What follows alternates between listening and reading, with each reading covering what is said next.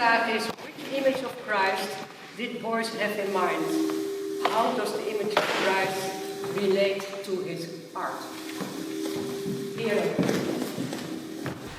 Beuys as such is an intriguing figure, definitely, and he plays with the motives of the cross and of Christ in a very specific way. And he melts them into his understanding of art. That is how I see it. To start with, Beuys' image of Christ is strongly influenced by the ideas of Rudolf Steiner and by his approach of the spiritual science, the science of the spirit, Geisteswissenschaft. And the microphone is Wissenschaft as well. Okay. So both Steiner and Beuys have the same impetus and the same problem. They both try to distance themselves from contemporary materialism and scientism, where natural science and its methodology increasingly manifests themselves as the one and only way to attest to truth. But in Steiner's and Beuys' distancing from materialism, they both distance and alienate themselves, that's how I see it, from the physical as such. They take distance from the body, and they lose touch with the category of one physical presence. So both Steiner and Beuys desperately try to transcend and in the end leave behind the physical in order to reach the spiritual as a higher quality of presence and essence of life. And by doing that, by leaving behind the body, they disqualify the body. When you see a body just as a container of what is the more important part of the spirit, then the body can become disposable. And that has a fascist element to it. Because when you first empty bodies to be just containers of spirit, and when you then qualify the spirit to be the more important part, then you can get rid of bodies as well. What took place in the show, to start with. Well, good to listen to your voice in your place.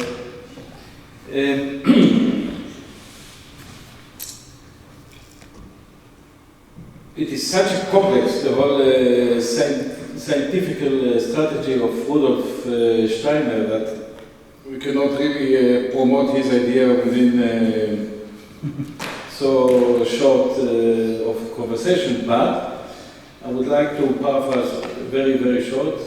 I will do it. If you wish, you can do it as well. I mean, the whole ideology, or the strategy of Rudolf Steiner in any Christ impulse.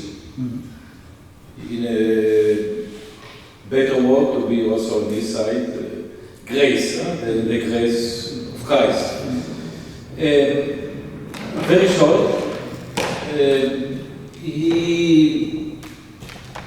he's all his occultist and for my sense, fairy tales. I mean, it's quite weird and strange, but I will try to explain Rudolf Steiner idea of a Christ impulse.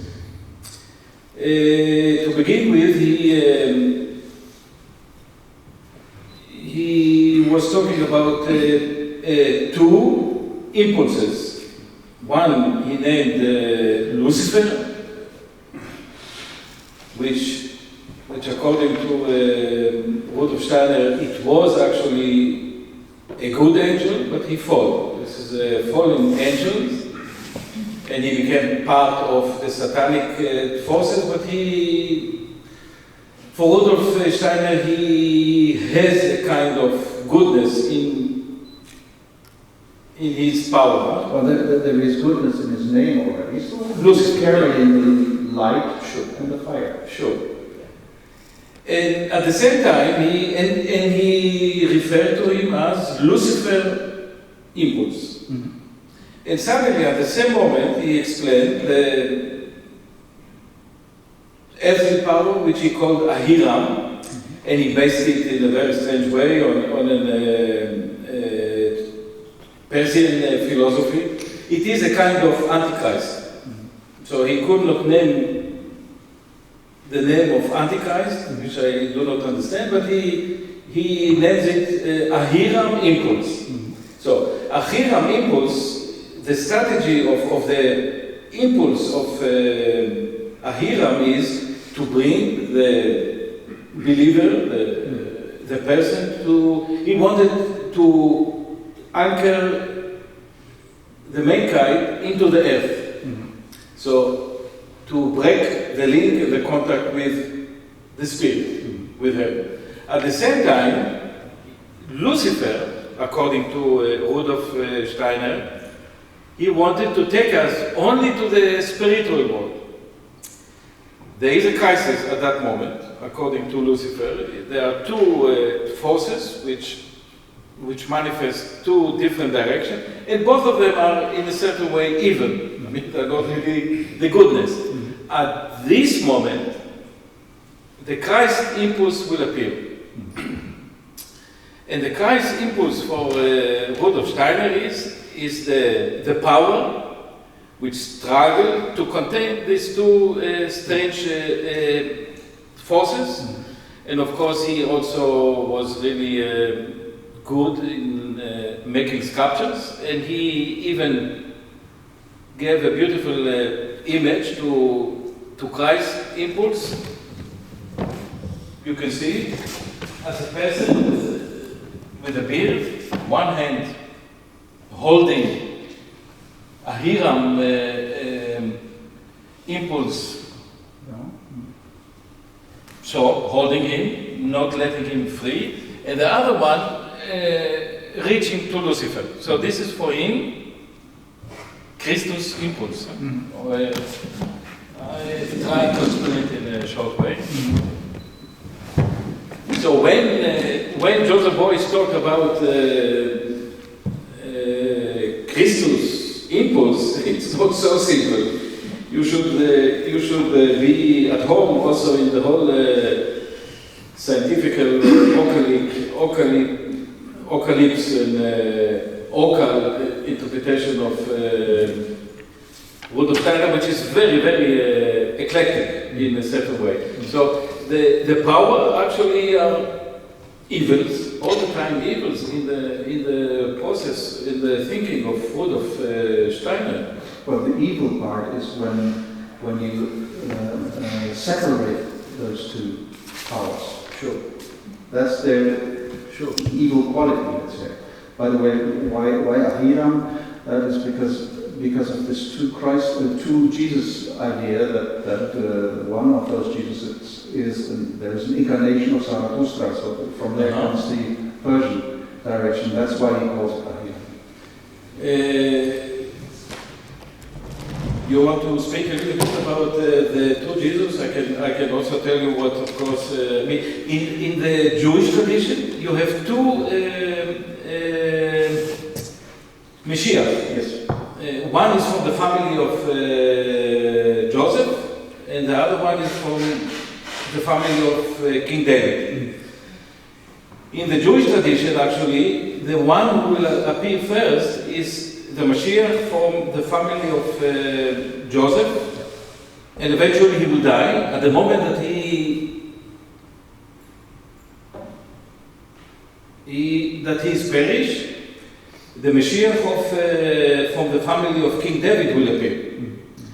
And again, our friend Rudolf Steiner, of course, knew about these things, and also from the Persian ideology. And he combined a new story, and he was talking about two little Jesus. One is from the family of Solomon, which was the clever and the beautiful, and as a child. And the other one was from the family of Nathanael. And Nathanael was not not really a clever child, but somehow, we know the way that he thinks. Rudolf Steiner, at a certain moment, at the age of 14, they met suddenly apparently in the temple, where I see it now as an architectural drawing, and then, in one abrupt manner, the Solomonic Jesus lost all his power, and Nathan, as a simple person, became the container of Christ.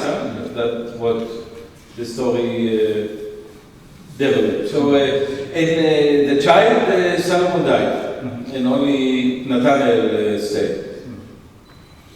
Well, Linda's question at the beginning of this was what kind of Christ image has Beuys in his head, strongly influenced by Steiner, but the critical element is, as I said, that he analyzes the figure and puts it into those two powers, where then the body, the activity and the essence of the body is just a container of those energies, and that is, from a theological point of view, I would say that is unacceptable because it contradicts the incarnation, the reasonfulness of incarnation, and it works so easily into this fascist idea of putting the body to the side that it's a dangerous idea. Sure, and of course sometimes, but nobody really look at it. But in many interviews, first of all, we should say that Joseph Beuys lies. He lies all the time, so we never know when he said the truth and when he lied. But we take it as an obvious situation that he lies all the time. And sometimes he is getting tired, and then he forgets that he should lie. And then he mentioned in the very famous interview, which has been conducted by Magnus, I forgot the name of this group within the Catholic Church. I don't know. No, anyhow, and then he really trapped him. And then he mentioned 3 times in the interview that nobody really noticed it, that the potential of the artist, or what the artist has to do, is to introduce Antichrist. But of course we know that he always lies, that he meant actually a Hare impulse, which we know the position of Antichrist is in fact a clever idea or not. I mean, it's like in the line of the Mashiach. So when Antichrist will come, nobody will see the difference between Christ and Antichrist. The only phenomena that can see the difference is Christ himself. And this is the issue of Antichrist. So what is the whole idea of extension artwork, where he suddenly installed the entire idea of art, social art, within the faithful. Anyhow, the relationship that he had with the public is the public who will be a Christian. So in this case, all the ideology of Jesus Christ, of the grace of Christ, is love your neighbor as you love yourself, but not in the philosophy of Rudolf Steiner.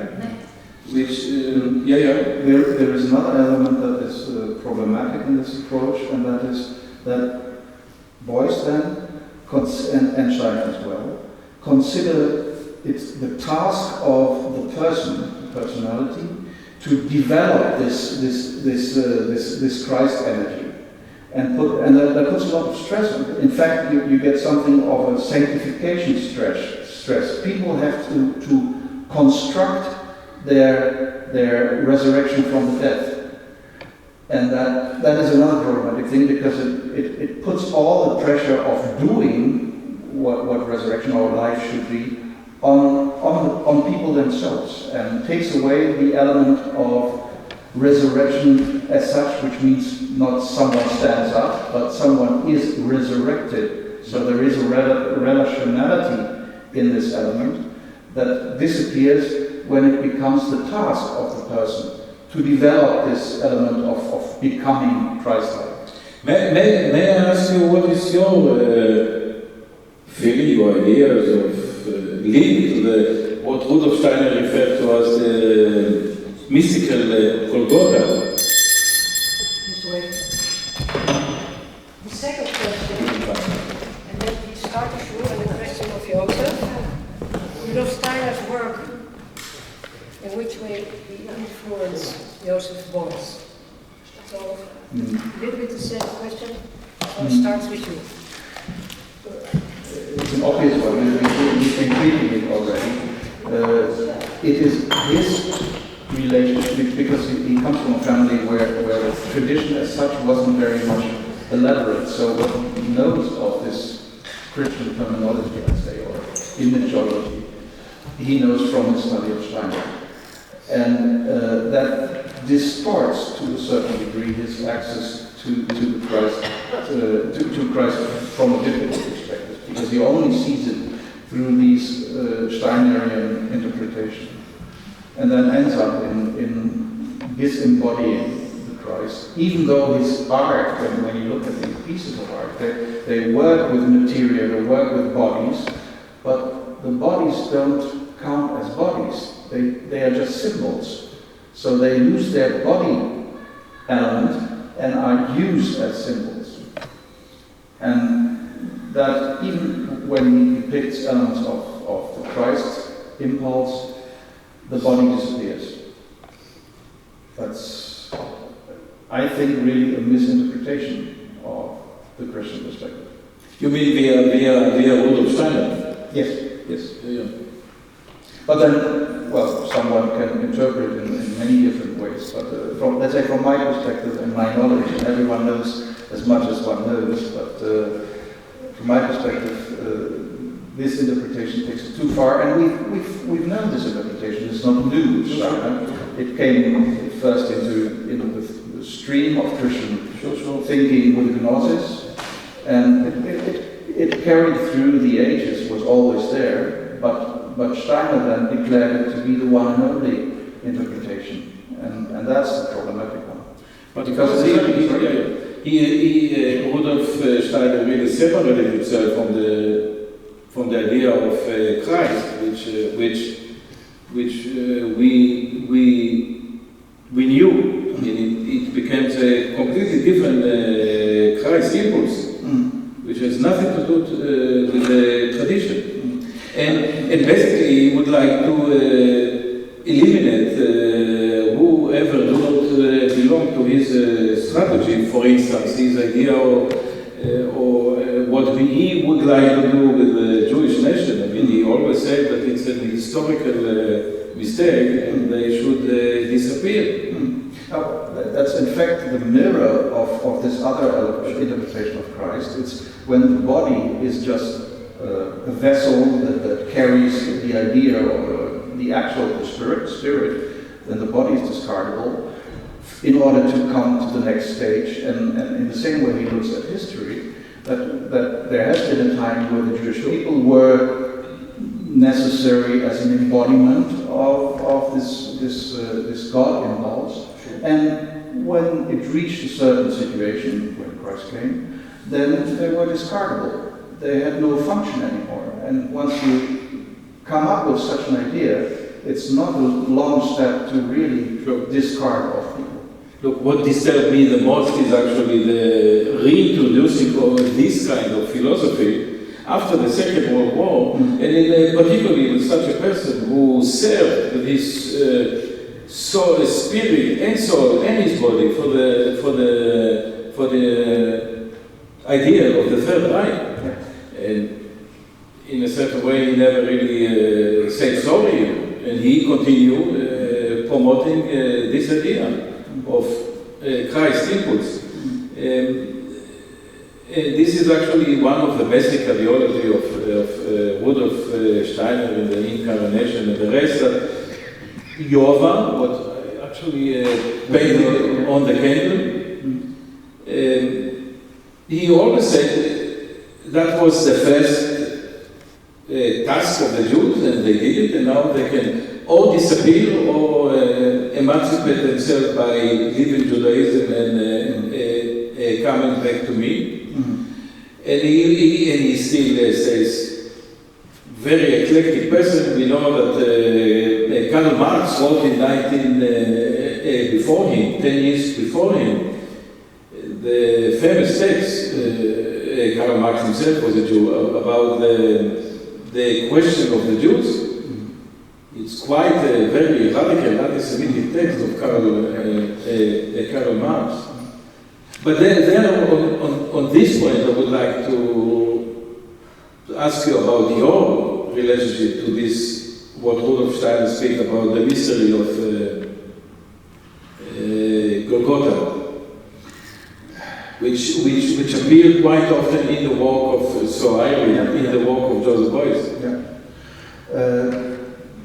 But it's difficult to say something about a mystical moment. No, this is not my role. This is Rudolf Steiner. My critique on the Steinerian approach would be that what is a mystery is approached in a so-called scientific way, which is a contradiction in terminis. When something is a mystic element, you cannot try to dissemble it then you declare the element to be a machine that you can take into parts, analyze, and then you understand it. A mystery can only be approached by awe, prayer, whatever, respect, distance, opening yourself up to whatever the mystery is willing to communicate. But Steiner, in fact, tried to put handles on it and take it apart and then look into it. It's, let's say, like the old Herman Goethe would say, then he dissembles it, and then you have all the parts, but the things that what combines those parts to be this mystery of Golgotha is gone. And that, I think, and then you have to reconstruct a mystical sphere around it in order to keep the mysticality in the subject. Sure. Also, we should not forget that the black. I just forgot even to mention it. The black people are not really important anymore for his strategy, and the Jews has to disappear, and the only Aryan will fulfill the new emergence of Christ's impulse as a spirit. That's what you already mentioned. But actually, I've tried many years ago to read all his texts about the mystery of Golgotha, but I could not really understand what he meant, except that he changed even he changed the name of the mother of Jesus to Sophia. I do not understand why. I mean, everybody knows that her name was Maria and not Sophia. And he was talking about the blood and the three crosses too, in a different way. In fact, what in Steiner's perspective happens at Golgotha is it's the last step of getting rid of the body. The body. And with the blood, the bodily life of the figure disappears, it flows out. And what you then have left over is just material and the spirit, which is then the new spirit, so-called, which doesn't need a body, or needs a new body. And then he comes up with, or Steiner comes up with this ätherische body. So it's between us and the spirit, kind of.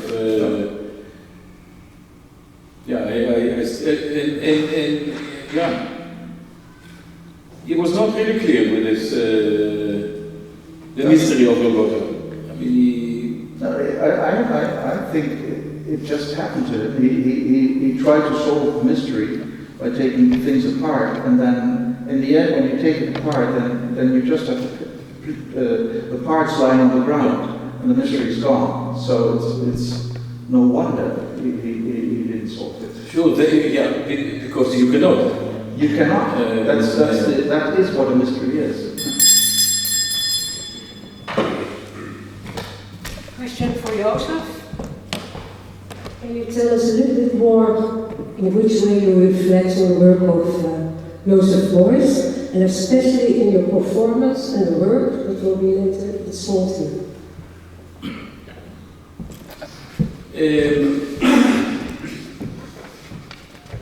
Well, this is really a huge inquiry. You should know that both of us have the same first name, which is not a mystery, but in a certain way, yes.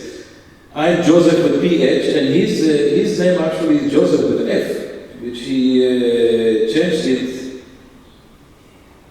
I can understand his reason why he took the F and he put PH, so he really wanted to reevaluate his relationship with Germania as such. So he became a universal Joseph with PH. I served in the Air Force. Joseph Beuys served in the Air Force. Again, he lied. He said he's a pilot, but he's the one who would drop bombs on the so-called innocent people. And my task in the Air Force was to communicate with the pilot. So I was not really flying. I was the guy who I'm a hero in this sense.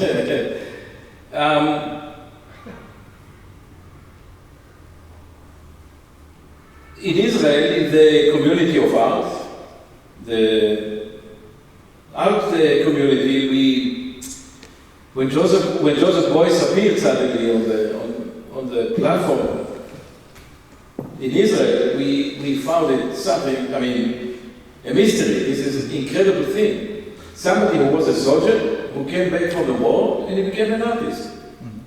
We could not really understand it. So we actually never read, nobody knows about Rudolf Steiner, nobody read his philosophy. It is, whatever we read or we read in Israel, it was in Hebrew. And it sounds a little bit different. It is until I left Israel and I came to Berlin and London. Then of course I met him twice, very short. But then you see and hear things which we could not understand in Israel. So the whole story of the Holocaust, it's like it's in a certain way it will not let you be free as a thinker. And then I began reading his work, which I did with many other artists, not only with Joseph Beuys, in the Hebrew language, which it is my mother tongue, which is, by the way, not the mother tongue of my mother and not the mother tongue of my son, but however we can converse, he could, three of us in Jerusalem, in Hebrew. And then when you start reading his work in a free manner, not in a rational way, but in a symbolic way of the Jewish tradition, then the first indication was that the hair is not a hair, the hair is a dead Jew, so the whole crucifixion, the idea of Christ impulse gets a different interpretation. When Joseph Beuys paint with the blood the story of Via della Rosa or the cross, it has a different meaning. And from one day to the other day, I was really involved, not only with him, then I was involved also with Christianity, and I was involved with Freemasons and of course Rudolf Steiner. And in a certain way, still in wonder and also fearful from the power of all the group who surrounded Joseph Beuys. It's only later that they understood that most of them were ex-Nazis, and some people say that he never really changed his ideology, and a close friend of mine will tell me that he was the initiator of the Green Party, which is not true. He was a candidate, I wrote it down because I forget, AUD. This is a community action of independent Germany. Which their theme was to have Germany independent from Europe, and they were against nuclear war. And he was a candidate of the AUD, and the only thing which the AUD did, they really subsidized the Green Party in Germany. So these little things which were really fascinated me. And of course, today, in my way, I'm really almost an expert to denounce the work, the symbolic order of Joseph Beuys. And sometimes when I write my text, I install the F instead of PH. So it's in this way I got involved with Joseph Beuys. Thank you, Joseph. The last question is for you, Andreas. How do you reflect on the work of Joseph, Steiner, and Bouws? Very complicated question, but it is the final one. Yeah, and I will. This is your way of silencing Joseph. First of all, I'm not an art critic, and I know Joseph, I know your work from working with you, and being part of your installations and your art. And I know Joseph Beuys from what I know of his art elements, and that is, I'm a theologian and not an art critic. But when I have to describe the difference, then it is that as much as Beuys said that he is his art, that was his concept, I sense a coldness, an absence of the person in the art. And that is exactly what I value and appreciate in your way of constructing and making art. You're totally in there. And not as a principle, you're in there as Joseph. Ontmoetbaar, touchable, warm, sometimes strange, sometimes very eloquent, and kwetsbaar, how do you call it? Fragile. And even though Beuys puts himself in his art as so-called the wounded person, he always keeps his hands on what he does. So he is in charge in his art. So this fragile element is very double. It's something he wants us to see, but still he's the regisseur behind the director. Yeah. So. And I think that is a direct translation of my critique on his interpretation of the Christ symbol, that the warm body, the person as a person, is to a certain degree absent in his understanding of Christ and even in his own art. And you are very warmly present as we sit in front of each other here and may have a beer at another moment. Well, only now I gather the whole information, because in a certain way, I'm sitting now in a architectural drawing of the temple of King Solomon. Yep. So the one that we don't know exactly how it looks like, we only know the temple which built the halls.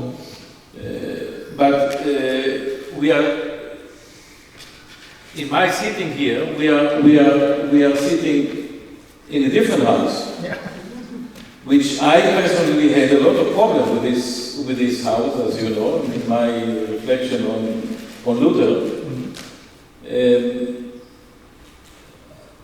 I also explained about what I did there with the candle.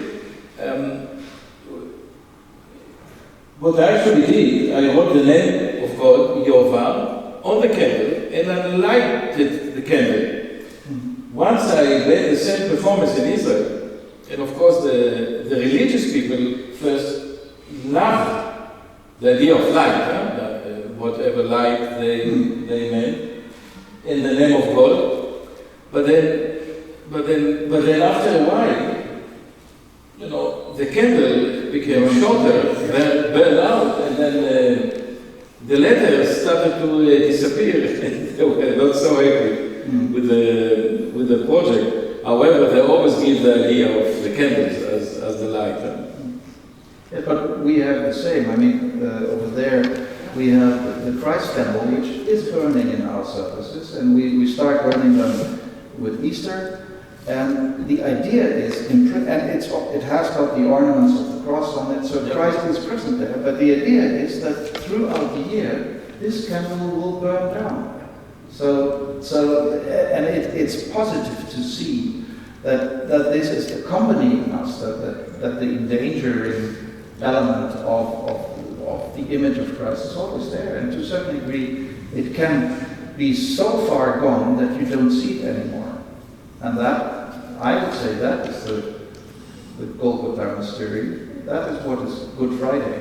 So where everything is absent that you think you need, and where you think you're totally lost, and that is the point from where it starts again, or not again. It starts. Everything starts. And in that way, I have a very positive approach to a candle that in the end burns the image. I didn't want to deal with this subject, but I now will deal with it, about the mystery of Golgotha. For me, the mystery, of course, which is, I've based my information on the story which I read which I call the Mother Church, the Catholic Church. Of course, it's not only that the blood of Jesus on the cross streamed down and touched the skull of Adam, and in this way he forgave him, or he purified him. But the story which actually disappeared, but it's still the same convention, is that he flew to heaven to sit on the right side of God next to King David, but his body was not complete because he was circumcised. Mm-hmm. So his foreskin grew back while he had his flight to heaven, and then for my surprise, even here, Joseph Beuys understood the story where he made his incredible installation, which he called it "Zeige deine Wunde," show me your wound. And then, you know, the way that I look at his question, I say, why should I show you my wound? My wound is spread all over your territory in Germany, and then you see the method which Rudolf Steiner already created with this so-called secrecy. Then you hear words and Christ is not only Christ, he's the Son of the Son, and incredible stories. So why should I show him what I call my masculine attribute will identify me as a Jew?